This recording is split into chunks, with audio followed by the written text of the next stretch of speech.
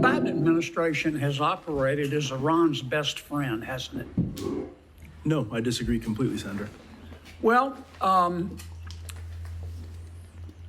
Iran sold Iraq $10 billion, not million, $10 billion worth of electricity, but Iraq couldn't pay them because of our sanctions against Iran. Biden administration waived those sanctions, didn't it? Senator, So that Iran could get $10 billion.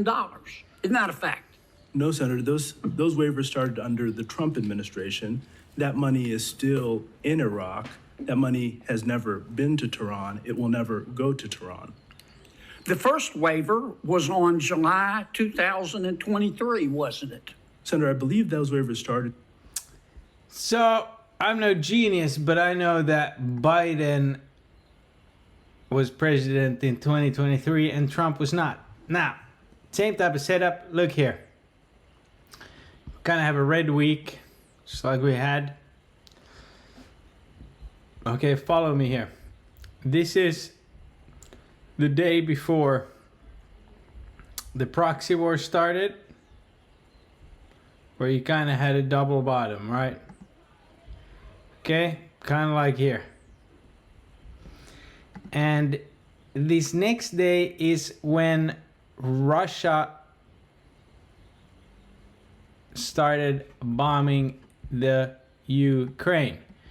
Now, to help you understand the mechanism here, since most of you trade SPY and not SPX, here is the same position, and you could have caught, like I did, SPY from 410 to 437 the next day. Now, next week, we have early low, early high, early high, early low, and early low. Then are we going to do this and then rip into tech earnings? Possible. But that was then and now is now. However, depending upon the retaliation of Israel, I am going to be buying this dip on Monday. Obviously, I will check premiums. Now, you probably guys noticed last week how premiums were completely messed up.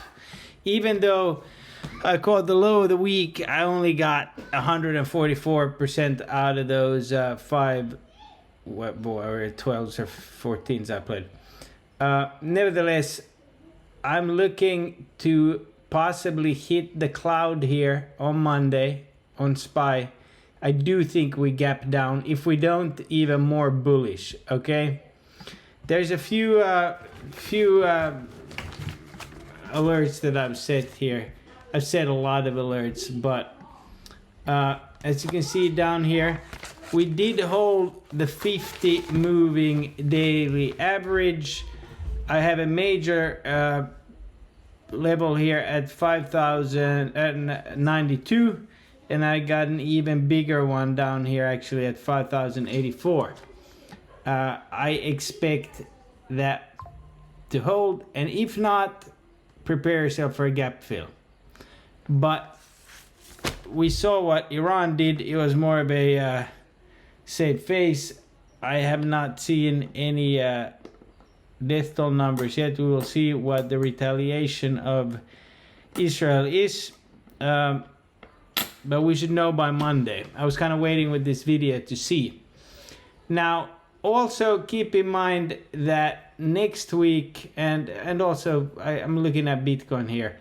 Bitcoin has been running kind of a day, so if Bitcoin starts pumping here, that gives me confirmation, but it already bounced a few grand, actually 3. So let's see. I think a big telltale was oil, in anticipation ran up to 87 and already came down to 85. Gold as well. Dixie is way too strong, but it's also, I think that is going to be max. Usually when you have a huge trend change like that, you will, once it goes up and pops, it usually holds the cross of those MAs on the daily, as you can see right there.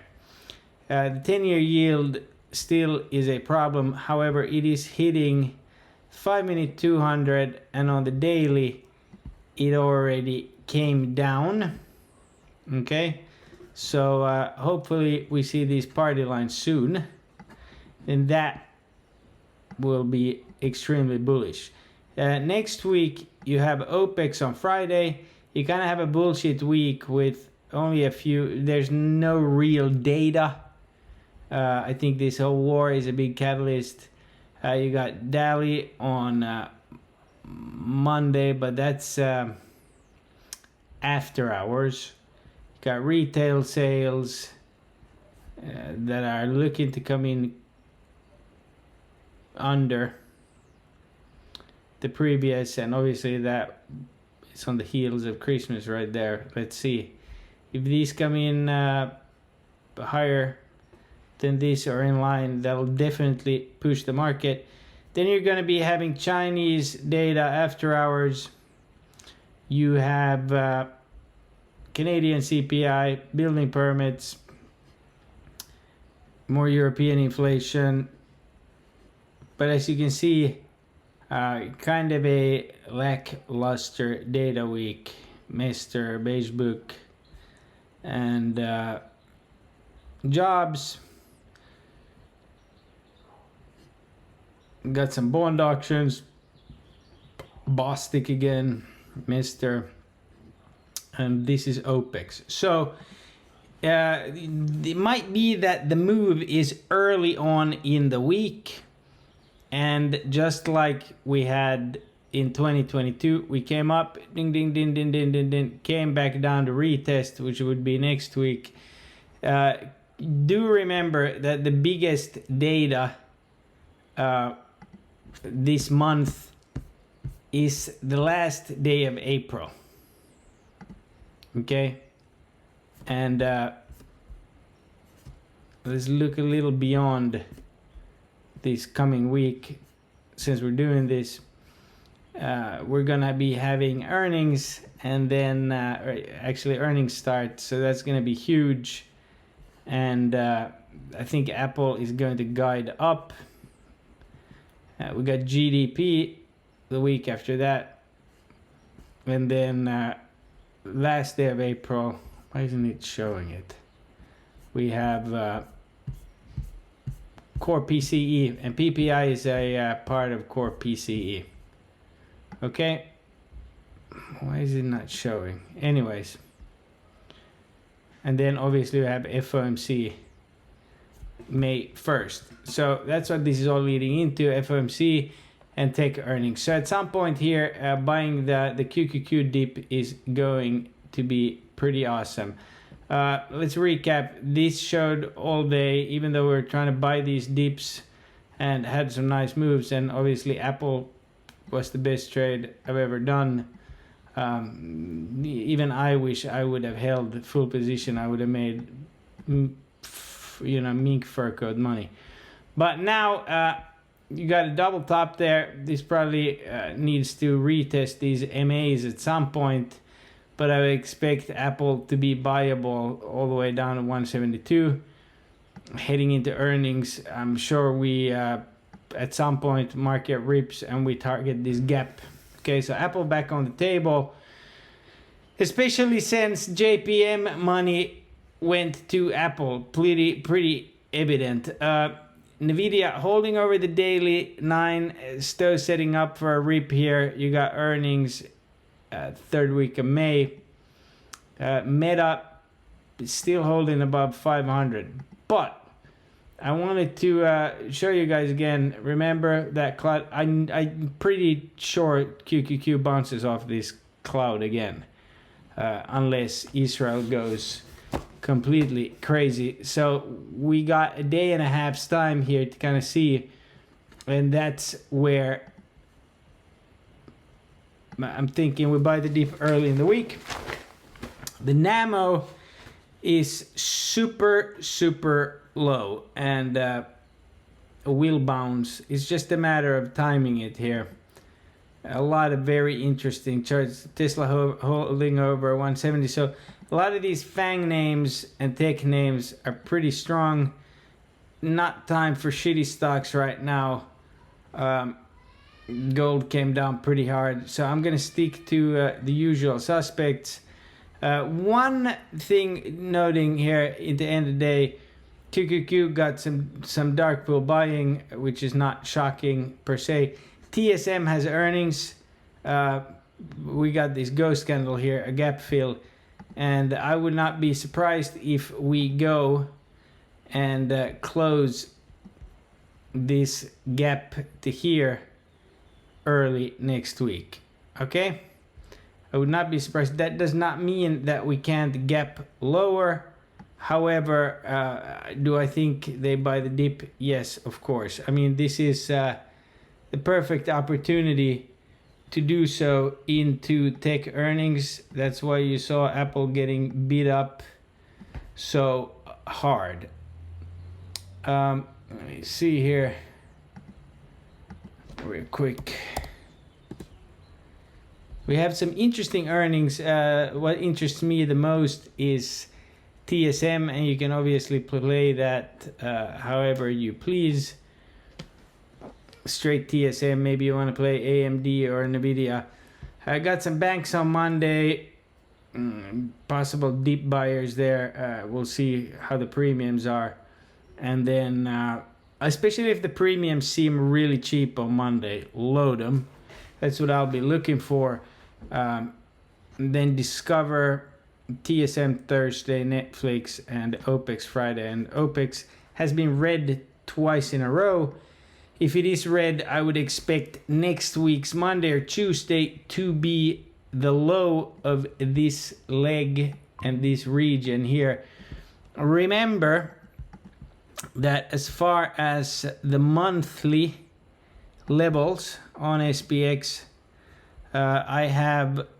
we're under the low, but we're pretty close to here, but we have nowhere near satisfied the highs. Not that I think that we go all the way there, but I do have us closing up here.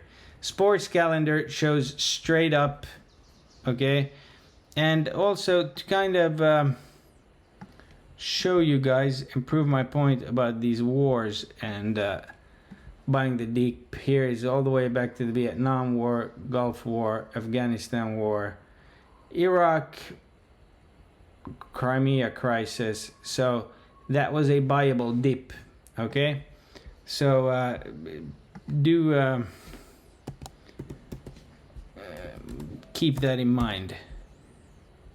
And again, sports calendar has mid-April into close straight up. So with that, guys, I don't know if I'll be, depending upon how I trade, will I be around open and close? Yes. Midday, I don't know. If premiums are gonna suck, I'm not gonna do that. I'm gonna limit my exposure. And I don't know about Friday. I'll see if we don't rip straight out of the gate on Friday. I am not interested sitting through an OPEX. I'll be around for Monday for possible deep buys and so forth. And kind of how I think it's gonna, because of the lack of catalyst, it's gonna be a very news-driven week. Okay, but this whole pattern here looks like we're putting in a hell of a volume shelf. So we're still over the cloud. Again, we did. As of right now, bounce at that 50, maybe the 48's the low. Obviously always risk a downside, but I think the sheet show keeps on chugging. And with that said, I got a new ultimate target, which is 597 on SPY. Same method I came up with 507. So when will we hit it? I don't know, but very possible that we hit it this year. Let's see how JPM, I mean, that was quite the sell. Epic ghost candle by Bob, by the way. And let's see if this starts coming up here. It can come up pretty fast. I mean, the GEX closed. Do I think we go under these prices here? No. Do I think we go back up here? Yes. So it's a matter of, you know, catching the moves and not sitting in the chop. All right, guys, have a blessed weekend and happy birthday to you, Doug. We're all glad to have you on here. Hopefully you had a wonderful birthday. I will see you guys later. God bless.